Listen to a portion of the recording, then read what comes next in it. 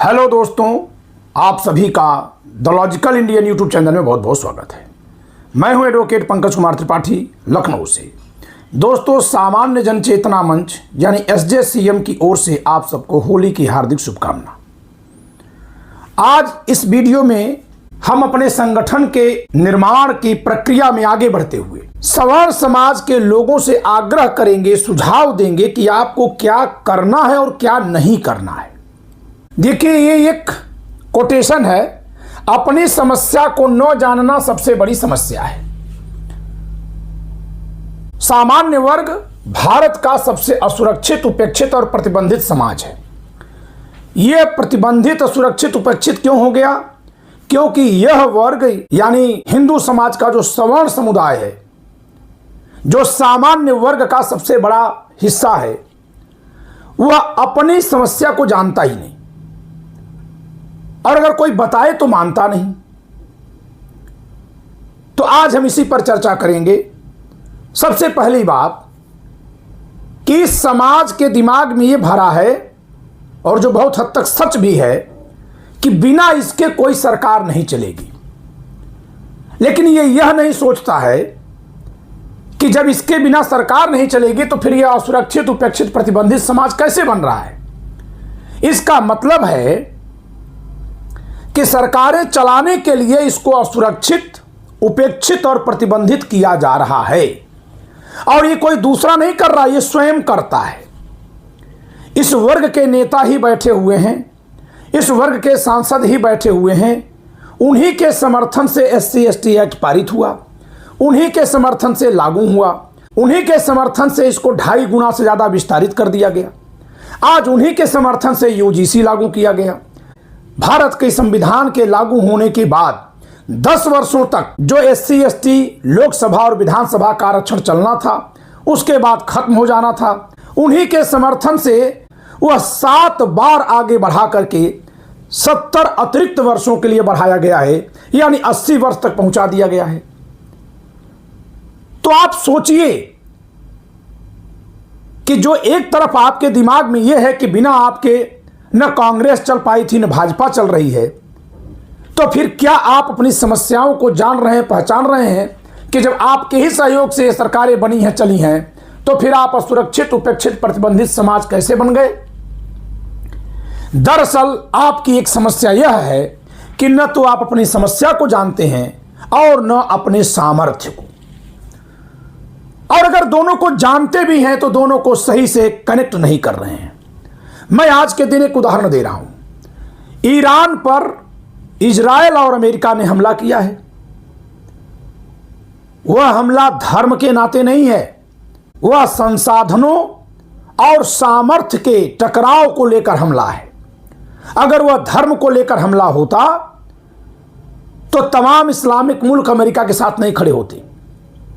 लेकिन हिंदुस्तान में, भारत में सवर्ण समाज के ही सबसे अधिक लोग खामनेई की मौत पर जश्न मना रहे हैं। और जश्न ही नहीं मना रहे हैं, यहां का जो मुस्लिम समुदाय, शिया समुदाय, जिसके लिए खामनेई उसके वैश्विक धर्म गुरु थे और जिनके निधन पर वह शोकग्रस्त है, उसका मजाक भी उड़ा रहा है। कौन मजाक उड़ा रहा है? आप सोशल मीडिया खोलिए, 90% मजाक उड़ाने वाले सवर्ण समाज के लोग हैं। इनको अपनी समस्या से कोई मतलब नहीं, लेकिन ये दूसरे की टांग खींचेंगे, चिढ़ाएंगे, बिराएंगे, रिगाएंगे, और खुद कहां पहुंच गए? असुरक्षित, उपेक्षित, प्रतिबंधित। किसने किया? जिसके लिए ये सब कर रहे हैं वही करता है। खामनेई शिया धर्म गुरु रहे हैं। वो ईरान के सर्वोच्च सत्ता प्रमुख भी थे। सर्वोच्च सत्ता प्रमुख के नाते उनकी नीतियों से ईरान के लोग दुखी हैं। उनके निधन पर वे खुशी मना रहे हैं, उनको मनाने दीजिए।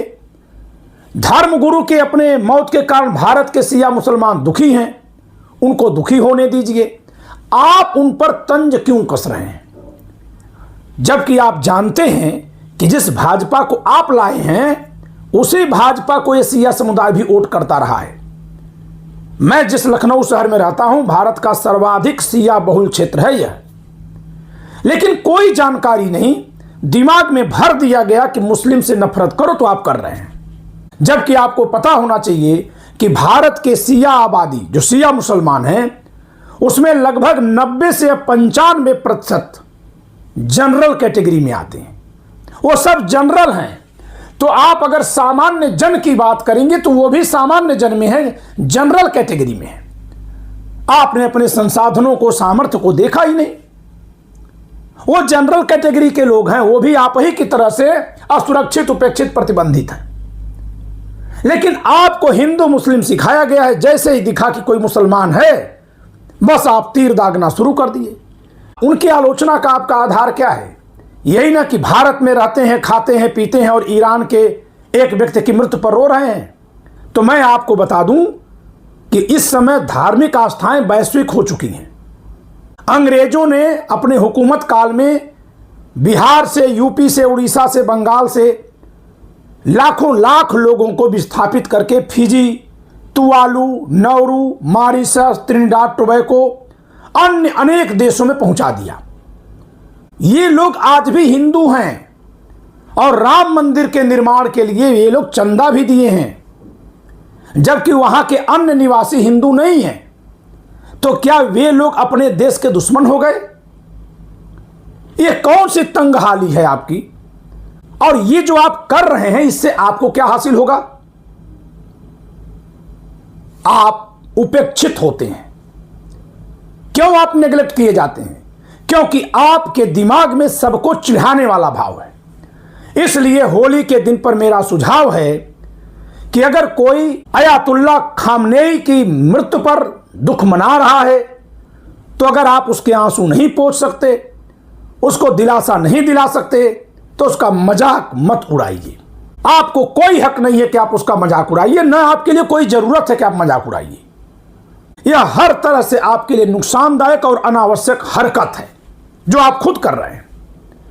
दूसरी बात, जब हम सामान्य जन की बात करते हैं, जनरल कैटेगरी की बात करते हैं, तो आपको मैं बता दूं कि जनरल कौन है?